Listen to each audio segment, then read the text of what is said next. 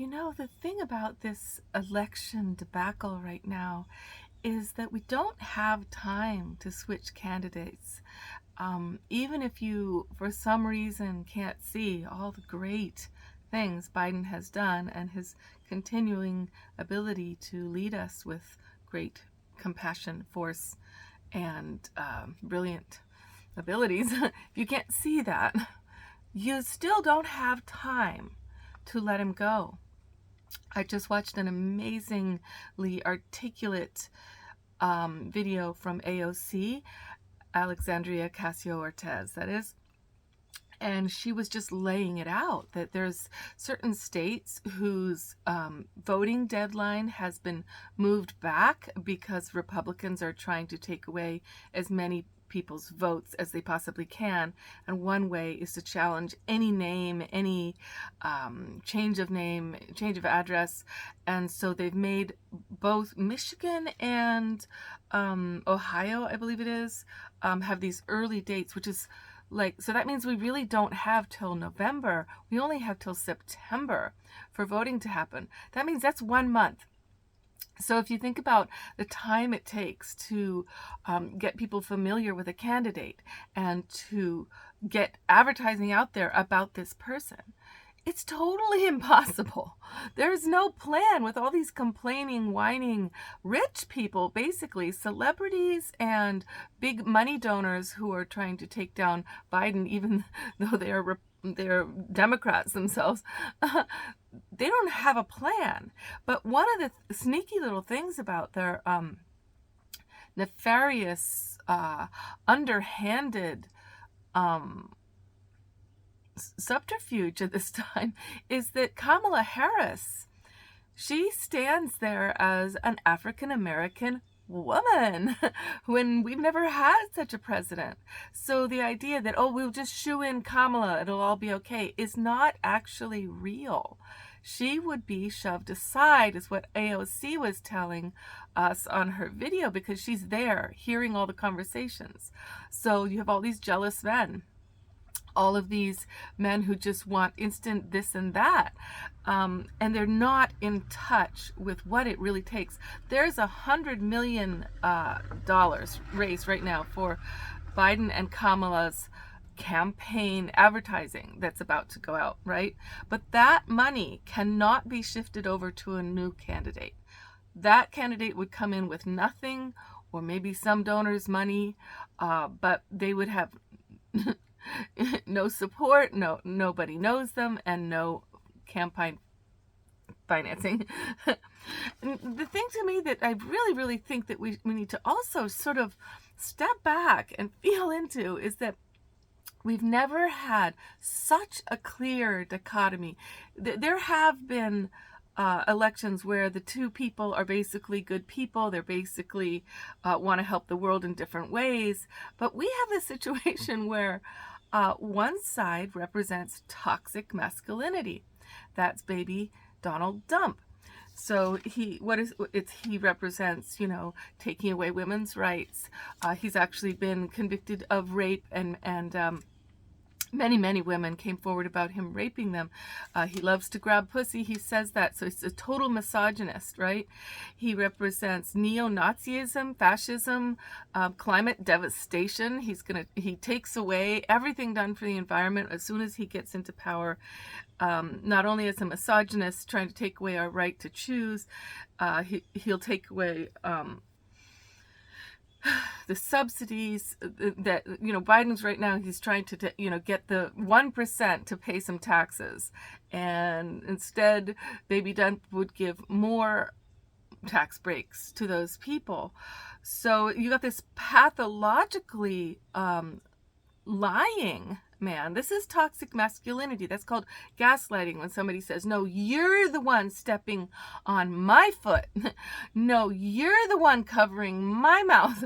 It's like a constant making people uh, all when the House went in there recently to his new congregation of Here We All Are, he took their cell phones, all of them, so that none of them could contest or add to the agenda he just put out the other day. This is fascism, right? So that's toxic masculinity, taking us back 200 years, trying to take away gay rights, women's rights, migrant rights. It's like trying to believe that we're, or make us into a country that we're not. That would mean genocide. What he's talking about is toxic masculinity. On the other hand, you have the choice for divine masculinity, which is a man who is of heart and also has this clear agenda to help others, whose life is in service, who represents democracy and stability and the ability to pull us out of this travesty of how many $1 trillion baby dump put us into debt, and Biden's got this whole plan that's already taking us out of debt. That's why inflation has gone down to 2.6. He's got 16 million jobs went into effect, new jobs, and then another 200,000 the other day, protecting our health care and are changing that so that we're not just used by big companies. That's divine masculinity, right? So here we are. The universe couldn't make it more clear if it possibly tried to show you this is what toxic masculinity looks like. It's all about, I'm in power, you have no voice, I will take all your rights, and I will harm you if you don't do what I say. And divine masculinity is this great leadership, this elegant, eloquent ability to put into action plans that serve the people, a good king, and with a great queen beside him, Kamala Harris. And we will see more of her in the future, I hope.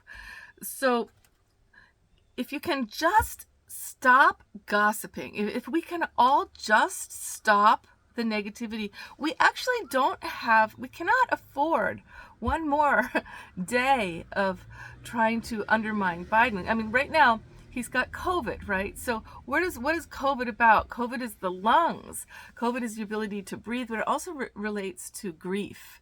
And I would be grieving right now if I had done such a phenomenal job as a president to pull everybody out, putting through more than, 700 things since he's been there only 3.5 years, more than any president's ever done. Even in the last 100 years, you can't find a more progressive president. So I would be feeling grief if my own party was turning against me like this and asking me to step down so that nobody can replace. There's nobody to replace him. No one with the ability, the appeal. He appeals to African Americans, Latinos, the working man of the factory, women, and climate activists, young people. This is a wide spectrum he actually reaches, regardless of stuttering, regardless of missing a few words here and there. Obviously, the man's thought patterns are complex, and which is all the more reason why a person might swap words here and there, because when you're thinking so fast on the ball, right? So the other thing to think about is that AOC, she won her district, her whole race, with 82% of the vote. 82%. Now, she didn't have a lot of money. She didn't have big donors. She wasn't popular. She wasn't that known, but she went around grassroots, and she's kept on with the grassroots movement. This is what Biden has in his favor, among other things. He has a huge grassroots following, and people like me and maybe you, who I just don't do the polls.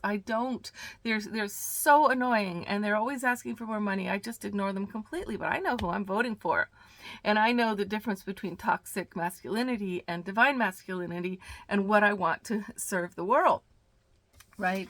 So, what is the plan?